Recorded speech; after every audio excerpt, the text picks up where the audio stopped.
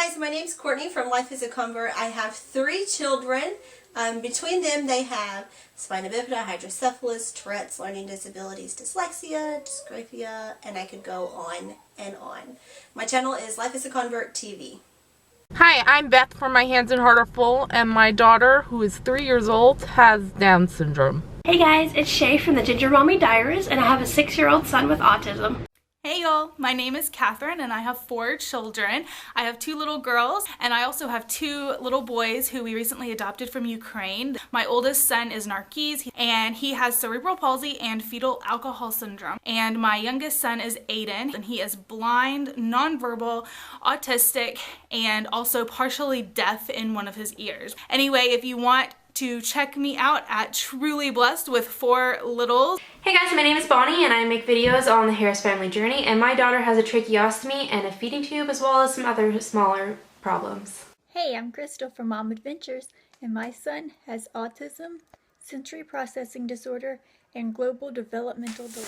Hey everybody, it's Sunday evening and I'm finally taking a few minutes to sit down, and this is an interesting time for me to be making this video because I've been meaning to do it, and I'm in crisis mode right now with Daniel, so but I'm trying to decide what to do. So while I was waiting, I thought I would get this done, and I guess it's really just about Daniel and what it's like to deal with having a special needs child and the whole perception thing of that. Well, Daniel has been disabled since he was born.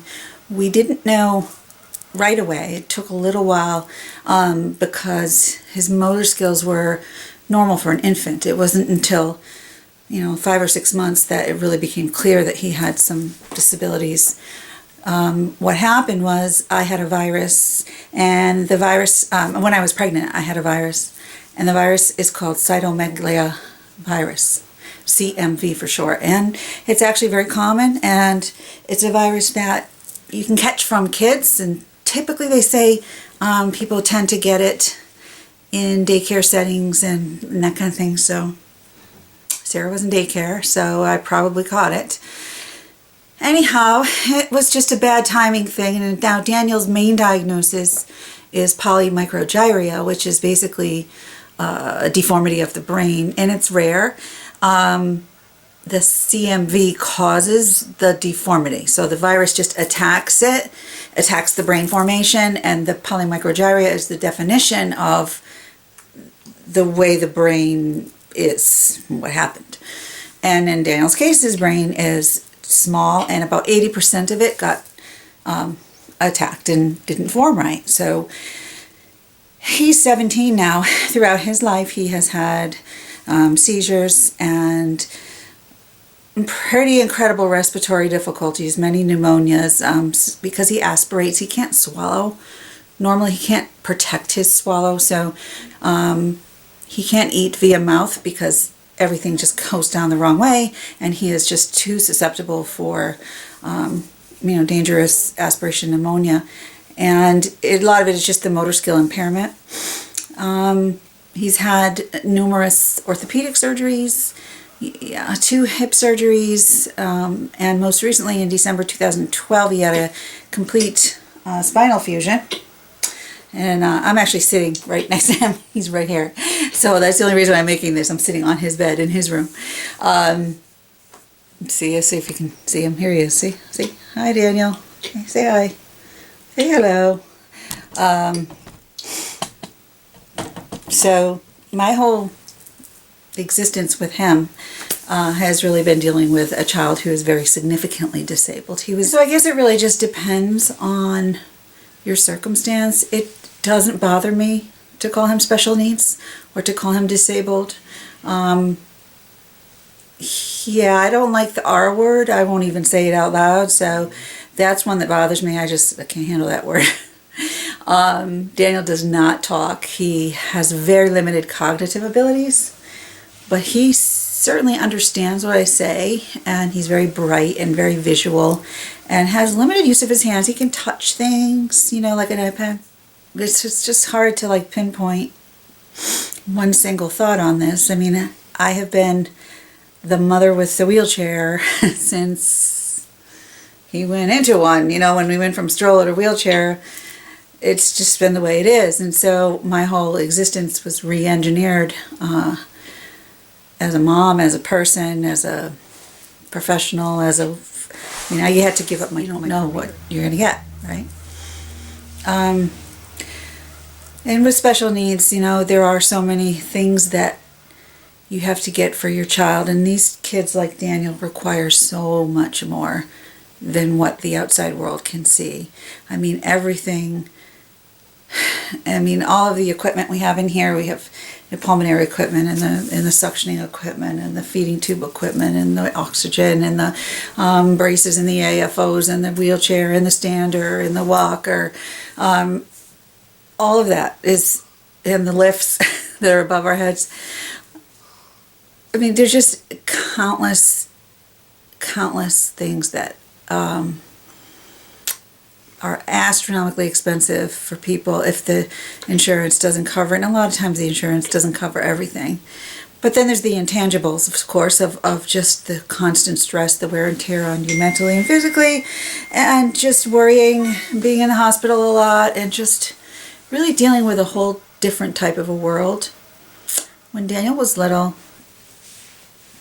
it was hard for me to, it still is, but he's older now. Kids are getting older, so it seems to be a little easier for me. But as a little kid, I used to drive by a soccer field or a baseball field and like cry.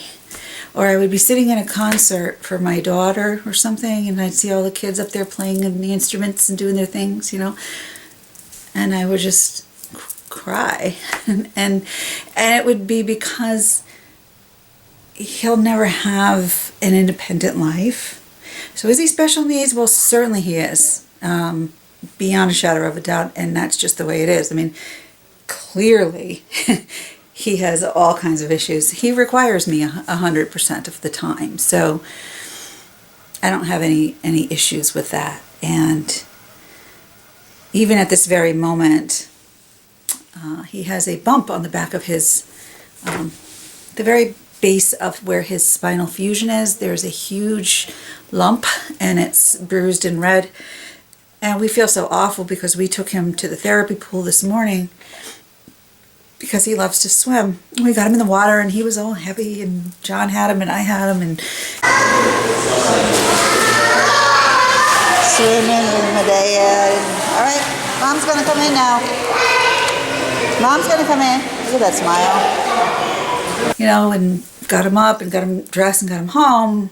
And then I went to give him a shower. And when I got him out of the shower and I was drying him off, put some lotion on his back, I saw this enormous, like huge, like an egg, just massive bump on him.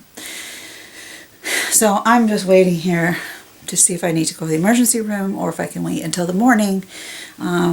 Just watching it to see if it gets any bigger, if the redness increases, or if he starts to have fever or starts to get, you know, uncomfortable.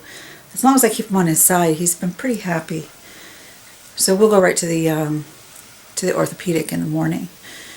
But yeah, I've been a special needs mom for, I don't know, 17 years really, and it's just the way it is. It's just who we are, you know. And is it easy? No. Is it a constant like renewal of needing to accept it? It's just, you never get used to it because it's not like the way that parents and kids are typically. But you learn how to love differently, and you learn how to accept this child for who he is, not for who he could have been. Because if you keep thinking about who he could have been, then it's like being in a constant state of mourning. Like you just can't. Yeah. I just was supposed to talk a little bit about that and about him. And his life is pretty simple. He goes to a special needs program right now. He's 17, and I don't know what's going to happen in a few years. We're going to have to make other decisions because when they turn 21, they don't go to school anymore. And then what? right? I mean, we would love to move south down to where the weather's better for him because he does better in the warmer climate. So maybe someday, but yeah, my whole life with my kids. My youngest is in 8th grade now. He's going to high school next year. But my whole life with my daughter, who's now in college, she's in her 2nd year of college, has been having to deal with children and Daniel.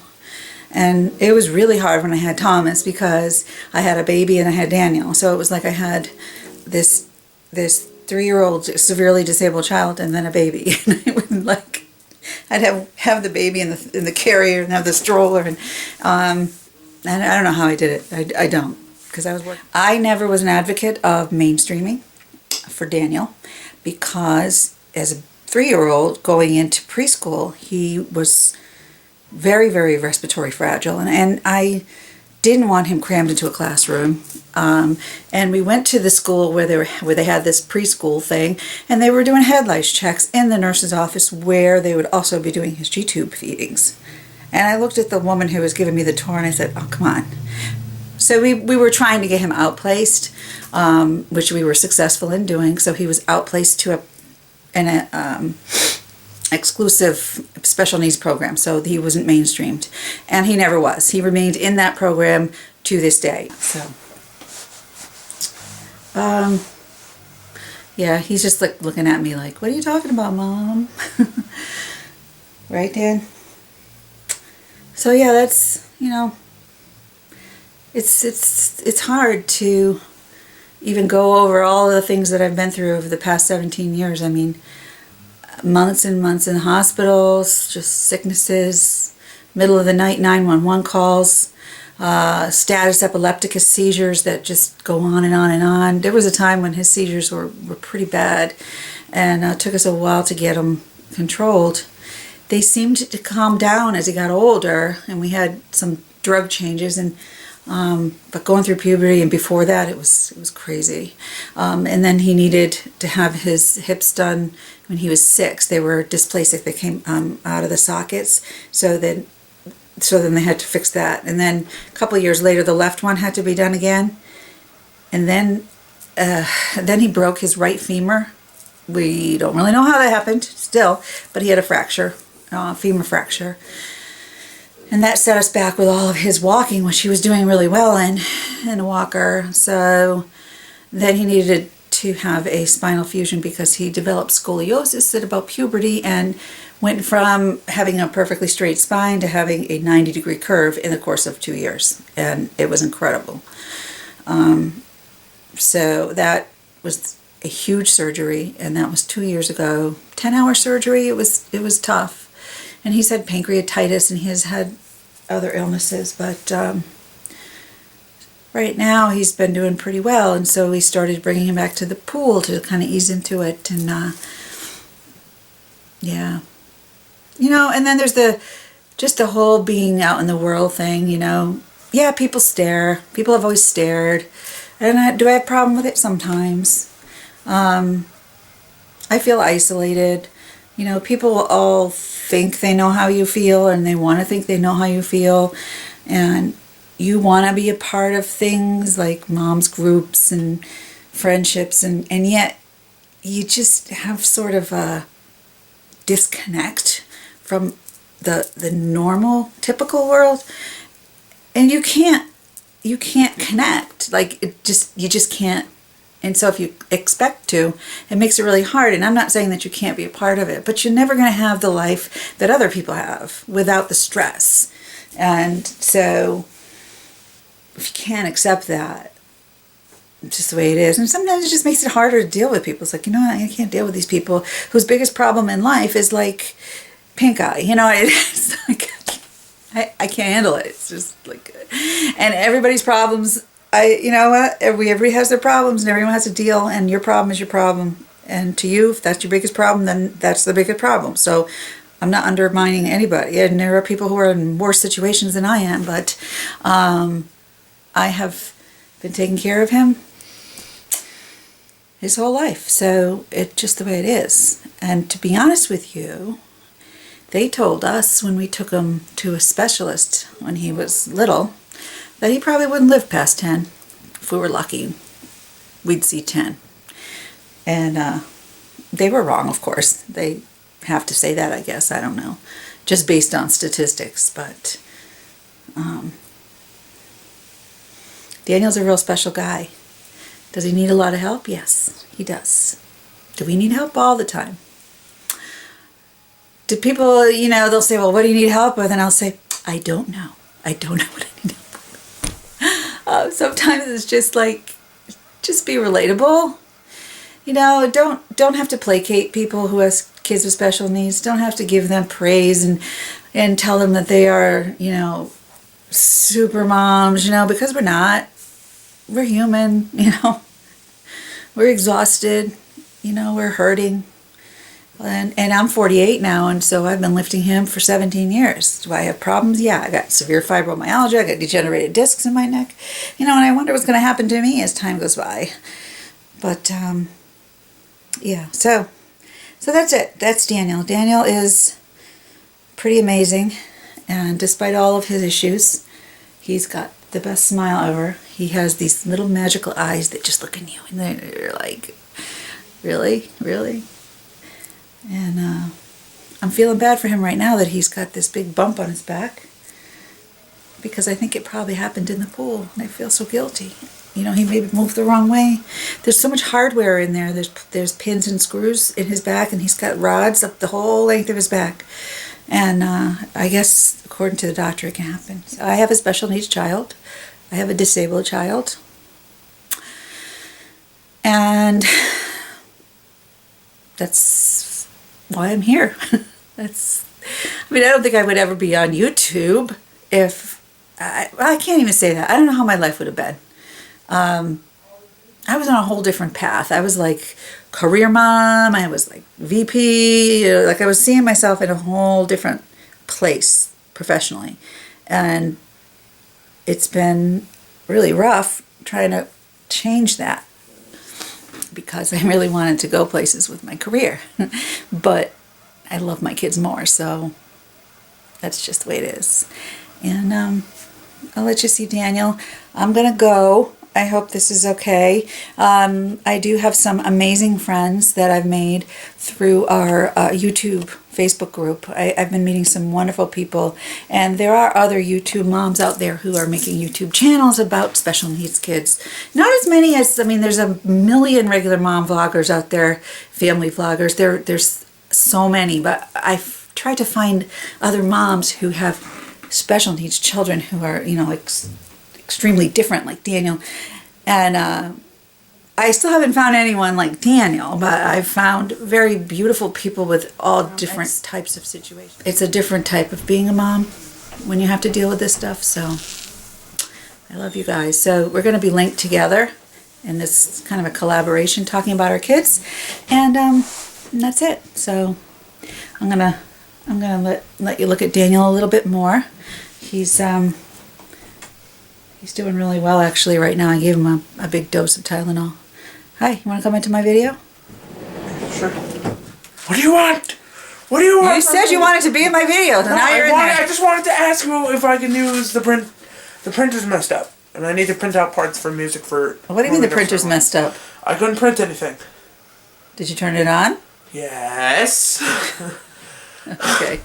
Bye. I'm not that stupid. Sometimes. Well, and life goes on. Yeah. Full of surprises. Just when you think it was safe to go back in the water. Yeah, thanks a lot, Daniel.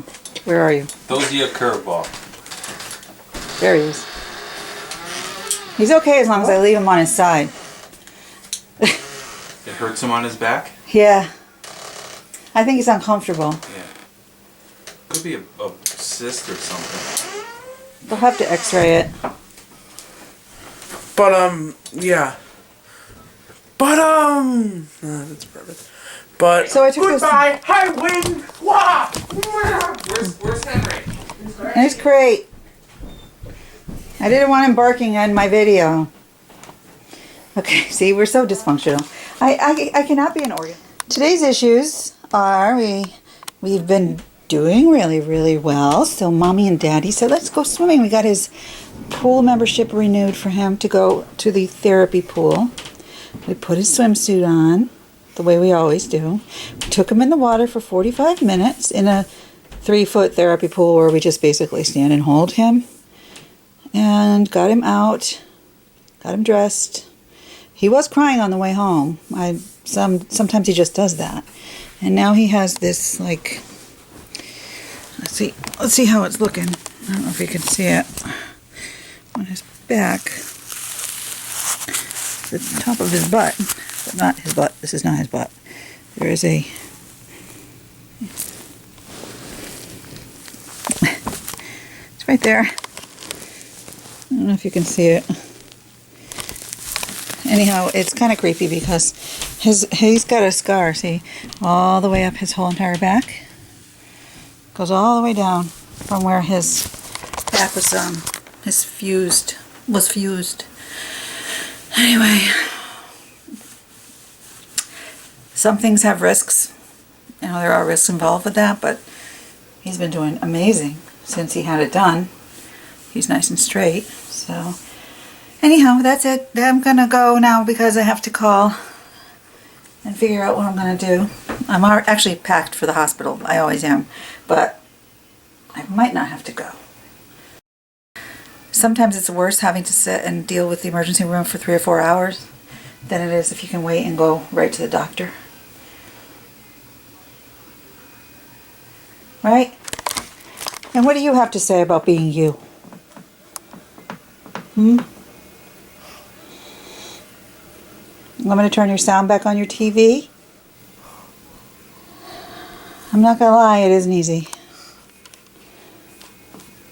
But he's beautiful and he's my son. And I love him more than anything, right? And we try to have a life as much as we can.